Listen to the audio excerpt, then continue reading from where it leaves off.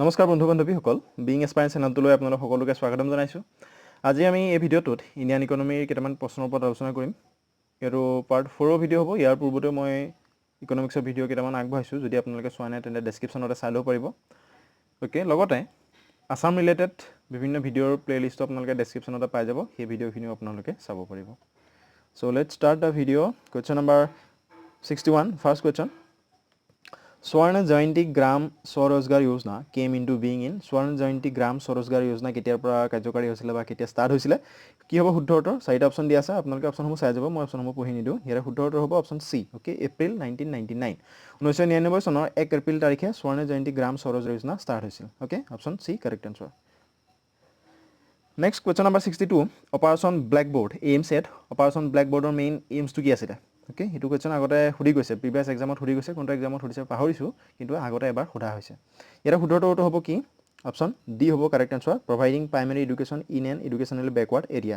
যিখিনি educationally backward area আছে সেইখিনি জেগাত প্ৰাইমেৰী এডুকেশ্যন প্ৰভাইড কৰাটোৱে হ'ল অপাৰেশ্যন ব্লেকবোৰ্ডৰ মেইন এইম। অ'কে, আৰু এইটো এটা চেণ্ট্ৰেলৰ পৰা স্পন্সাৰ্ড কৰা প্ৰগ্ৰেম হয়। Operation blackboard is a centrally sponsored programme which was started in 1987। Okay, 1987ত এইটো ষ্টাৰ্ট হৈছিলে, immediately after the Rajiv Gandhi national policy on education of 1986 was released to supply the bare minimum crucial facilities to all primary schools in the country. Okay, Rajiv Gandhi National Policy on Education যিটো হৈছিলে 1986ত, তাৰ ঠিক এক বছৰৰ পিছতে operation blackboard start কৰা হৈছিলে। Okay, next question number 63, in India present trend of rapid urbanisation is due to. ভাৰতৰ যিটো বৰ্তমান ট্ৰেণ্ডৰ টাইপত চলি আছে, যে নগৰীকৰণৰ যিটো ট্ৰেণ্ড চলি আছে, ৰেপিড দ্ৰুত নগৰীকৰণ, তাৰ মুখ্য কাৰণটো কি? অ'কে, দ্ৰুত নগৰীকৰণৰ মুখ্য কাৰণটো হ'ল ভাৰতৰ শুদ্ধ উত্তৰ হ'ব option A. Okay, lack of employment opportunities in rural areas. আমি জানো যে গ্ৰাম্যাঞ্চলত প্ৰায়ে কৰ্মৰ যিবোৰ সংস্থাপন পোৱাটো খুব কঠিন বা কৰ্মৰ অভাৱ খুব থাকে, সেয়েহে মানুহখিনি নগৰ বা চহৰলৈ গুচি যায়, যে কামৰ সন্ধানত গুচি যায়, আৰু তাতে গৈ পেলাই অৰ্বানাইজেশ্যনৰ সৃষ্টি হয়। অ'কে, অপশ্যন এ হ'ব ইয়াৰ শুদ্ধ উত্তৰ। Okay, lack of employment opportunities in rural areas. Next question number 64, the cause of inflation is. Okay, মুদ্ৰাস্ফীতিৰ মুখ্য কাৰণটো কি? কজ অফ ইনফ্লেশ্যন ইজ, এইটো এছআই এক্সামত সুধিছে এক্সামটো। ইয়াৰ শুদ্ধ উত্তৰটো হ'ব অপশ্যন চি। অ'কে, চৰি, যিটো মানে ইনফ্লেশ্যনৰ লগত ৰিলেটেড কুৱেশ্যন আছে, ইয়াৰ পিছলৈ আছে, মই কুৱেশ্যনটো দিছোঁ, সেইটো এছআই এক্সামত সুধিছে, মানে ইনফ্লেশ্যনৰ লগত জড়িত 2-3টা কুৱেশ্যন আগতে এক্সামত সুধিছে, গতিকে ভৱিষ্যতে অহাৰ সম্ভাৱনা থাকে, এই ক্ষেত্ৰত হয়তো দিবও পাৰে, গতিকে আপোনালোকে চাব। অপশ্যন চি হ'ব ইয়াৰে correct answer, increase in money supply and fall in production. Okay, increase in money supply and fall in production is the main cause of inflation. Option C হ'ব correct answer. Next question number 65, who among the following is most benefited from inflation. Okay, inflation মানে মুদ্ৰাস্ফীতিৰ ফলত কোন বেছি লাভৱান হ'ব, লাভান্বিত কোন হ'ব বেছিকৈ? ইয়াৰ শুদ্ধ উত্তৰটো হ'ব কি? অপশ্যন ডি হ'ব। অ'কে, ডেপ্টৰ্ছ। অ'কে, যিখিনি ঋণী আছে তেওঁলোক বেছি লাভান্বিত হ'ব। অ'কে, মুদ্ৰাস্ফীতিৰ ফলত বেছিকৈ লাভান্বিত হোৱা যিখিনি আছে সেইখিনি হ'ল ঋণী। অ'কে, ডেপ্টৰ্ছখিনি। নেক্সট কুৱেশ্যন নম্বৰ 66, এইটো এছআই এক্সামত আগতে সুধি গৈছে। Okay, which of the following groups suffer the most from inflation. যিটো প্ৰথম এছআই এক্সাম কেঞ্চেল হৈ গৈছিলে, সেই কেঞ্চেল হোৱা এক্সামটোত এইটো প্ৰশ্ন সুধিছিলে। অ'কে, যিহেতু ডিব্ৰুগড় ইউনিভাৰ্চিটিয়ে পেপাৰ কাটিছিলে, গতিকে ডিব্ৰুগড় ইউনিভাৰ্চিটিয়ে ভৱিষ্যতেও পৰীক্ষা পাতিব, সেই তেনেধৰণে চাবলৈ গ'লে এনেধৰণৰ প্ৰশ্ন তেওঁলোকে দিব পাৰে। Okay, which of the following groups suffer the most from inflation. Okay, ইনফ্লেশ্যনৰ ফলত কোনটো গ্ৰুপে বেছিকৈ ভুগিবলগীয়া হয় বা লোকচান কাৰ বেছিকৈ হ'ব? ইয়াৰ শুদ্ধ উত্তৰটো হ'ব ক্ৰেডিটৰ্ছ। অ'কে, ক্ৰেডিটৰ্ছ, ঋণদাতাসকলৰ। এইটো মনত ৰাখিব, মষ্টলি বেনিফিটেড হ'ব ডেপ্টৰ্ছসকল, আৰু যদি ছাফাৰ কৰে বুলি সোধে, কোনে বেছি ছাফাৰ কৰিব, তেতিয়া হ'ব ক্ৰেডিটৰ্ছ। অপশ্যন বি হ'ব শুদ্ধ উত্তৰ, ঋণদাতা। Next question number 67, monetary policy is regulated by. Monetary policy কোনে ৰেগুলেটেড কৰে? ইয়াৰ শুদ্ধ উত্তৰটো হ'ব অপশ্যন বি। অ'কে, চেণ্ট্ৰেল বেংকে মনিটাৰী পলিচি ৰেগুলেট কৰে। Next question number 68, 1 rupee currency notes bears the signature of. Very important question, প্ৰায় সুধি থাকে, এইটো অলপ কনফিউজন লগা টাইপৰ কুৱেশ্যন হয়। অ'কে, কিয় কনফিউজনটো লাগে মই ক'ম। 1 rupee currency notes beer the signature of. Okay, ইয়াত যদি আপোনালোকে কয় এতিয়া কি হ'ব? ফাইনেন্স মিনিষ্টাৰ, এটা জানিব যে ফাইনেন্স মিনিষ্টাৰৰ বা ছেক্ৰেটৰী ফাইনেন্স ডিপাৰ্টমেণ্টৰ কোনোবা এজনৰ চহীটো থাকে, হয়। কিন্তু কাৰ থাকে ফাইনেন্স মিনিষ্টাৰ থাকে না সেক্ৰেটাৰী থাকে ওকে প্ৰথম দুটা কেনসেল কৰক এ আৰু বি সি আৰু ডি মাজত আছে উত্তৰটো ফাইনেন্স মিনিষ্টাৰ অফ ইণ্ডিয়া নে ফাইনেন্স সেক্ৰেটাৰী অফ ইণ্ডিয়া কি হ'ব 1 रुपी যিখন কাৰেন্সি আছে যিটো নোট আছে তাত কাৰ সহিটো থাকে আগৰ যিটো 1 रुपी কাৰেন্সি আছিল তাত সহিটো কাৰ আছিল ইয়াৰ শুদ্ধটো হ'ব finance secretary of India option D হ'ব কাৰেক্ট আনসাৰ ওকে এটো কনফিউজন নকৰিব মিনিষ্টাৰৰ লগত ওকে ফাইনেন্স মিনিষ্টাৰ নহয় finance secretary of India next question number 69 which of the following prints currency notes of denomination of race 100 okay which of the following prints currency notes of denomination of race 100 এশটকীয়া নোটখন তলৰ কোনটো print যেটো currency আছে এশটকীয়া নোটৰ যেটো currency হেতু কোনটো প্ৰিন্টত print কৰা হয় ওকে কোড প্ৰিন্ট কৰা হয় সুধিছে ইয়াৰ শুদ্ধটো কি হ'ব ভেৰি ইম্পৰ্টেন্ট প্ৰশ্ন জনাটো খুবই দৰকাৰী ইয়াৰ শুদ্ধটো হ'ব option A okay the bank note press Dewas okay Dewas মধ্যপ্ৰদেশৰ যেটো দিৱাসৰ যেটো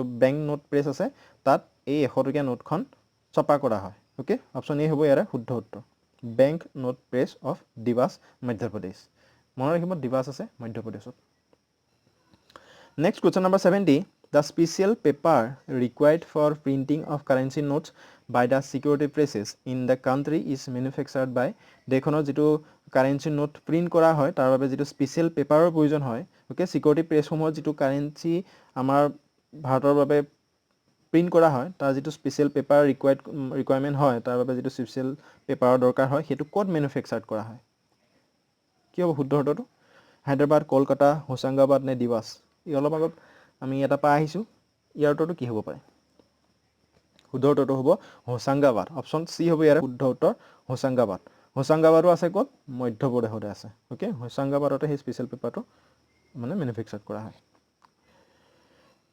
নেক্সট আছে question number 71 10 rupee notes bears the signature of okay 10 টকীয়া নোটখনত কাৰ সহি থাকে কি হ'ব শুদ্ধ উত্তৰটো 10 rupee notes bear the signature of governor of reserve bank of india okay এটো মনত ৰাখিব 10 টকীয়া যিখন নোট তাত ৰিজাৰ্ভ বেংকৰ গভৰ্ণৰ সহিটো থাকে স্বাক্ষৰ থাকে option D correct answer next question number 72 how many languages are used on a 10 rupee notes okay এখন 10 টকীয়া নোটত কিমানটা ল্যাঙ্গুৱেজ ব্যৱহাৰ কৰা থাকে how many languages are used on a 10 rupee note কি হ'ব আগতে প্ৰশ্নটো সুধিছে এইটো প্ৰশ্ন এসএসসি ত আগত সুধি গৈছে ইয়াৰ শুদ্ধ উত্তৰটো হ'ব কি option B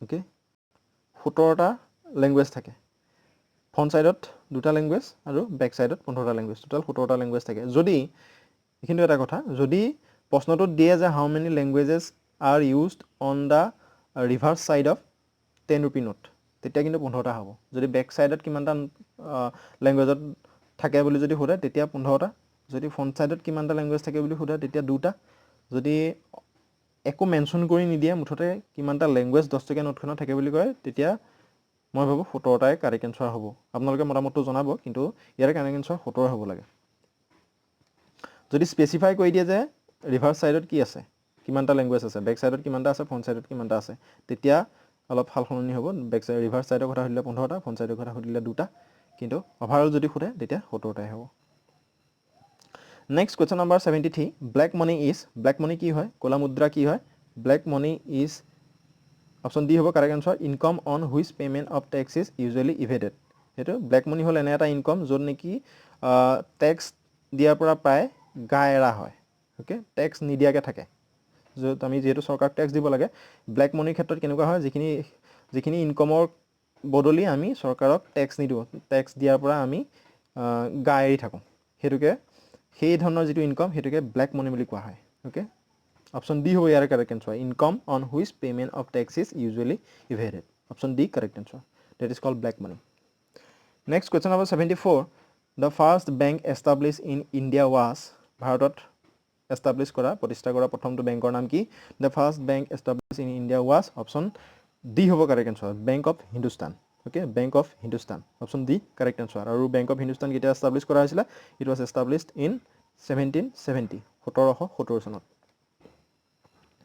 Next question number 75 in India the first bank of limited liability managed by Indians and founded in 1881 okay ভাৰতৰ প্ৰথমটো সীমিত দায়িত্ব থকা বেংক আৰু যেটো মেনেজ কৰিছিল ইন্ডিয়ান সকলে আৰু প্ৰতিষ্ঠা কৰা হৈছিল ফাউন্ড কৰা হৈছিল কেতিয়া 1881 আৰু সেই বেংকটোৰ নাম কি সেই বেংকটোৰ নাম হ'ল অপচন বি হ'ব কাৰেক্ট আনসাৰ ওট কমাৰ্শিয়াল বেংক অপশ্যন বি হ'ব correct answer Oath Commercial Bank. Okay, Oath Commercial Bank is the first bank of limited liability managed by Indians and it was founded in 1881. Next question number 76. Which amidst the following rural banks has been named after a river? তলৰ কোনটো বেংকৰ নামাকৰণ এখন নদীৰ নামেৰে কৰা হৈছে? Okay, তলৰ কোনটো বেংকৰ নামাকৰণ এখন নদীৰ নামেৰে কৰা হৈছে? কি হ'ব শুদ্ধ উত্তৰটো? অপশ্যনসমূহ আপোনালোকে পজ কৰি এবাৰ চাই লওক। ইয়াৰ শুদ্ধ উত্তৰটো হ'ব অপশ্যন বি। ওকে, ভাৰাদা গ্ৰামীণ বেংক। ওকে, ভাৰাদা গ্ৰামীণ বেংক। আৰু এই যিখন বেংকটো আছে এই বেংকটো ৱাৰাধা ৰিভাৰৰ নামৰ এগেইনষ্টত নামাকৰণ কৰা হৈছে। ওকে, ৱাৰাধা। ওকে, বেংকটোৰ নাম হ'ল ভাৰাদা গ্ৰামীণ বেংক, কিন্তু যিখন ৰিভাৰ আছে সেইখনক ৱাৰাধা ৰিভাৰ আছে, ৰিভাৰৰ তাৰ নামত নামাকৰণ কৰা হৈছে, WARADA, Wardha. Okay, Wardha river which is one of the biggest river in Vidarbha region in India. Option B correct answer. Next question number 77. What is the animal on the insignia of the RBI? Reserve bank of ইণ্ডিয়াৰ প্ৰতীকটো কি বা অধিচিহ্নটোত থকা জন্তুটোৰ নাম কি? কি আছে? আমি প্ৰায় দেখোঁ নহয় ৰিজাৰ্ভ বেংকৰ যিটো লগ'বোৰ দেখোঁ, ৰিজাৰ্ভ বেংকৰ লগ'টোত এটা প্ৰতীক থাকে।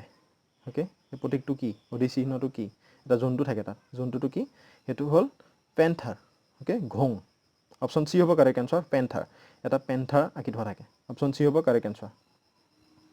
Next question number 78. The system of value added taxation is applicable two.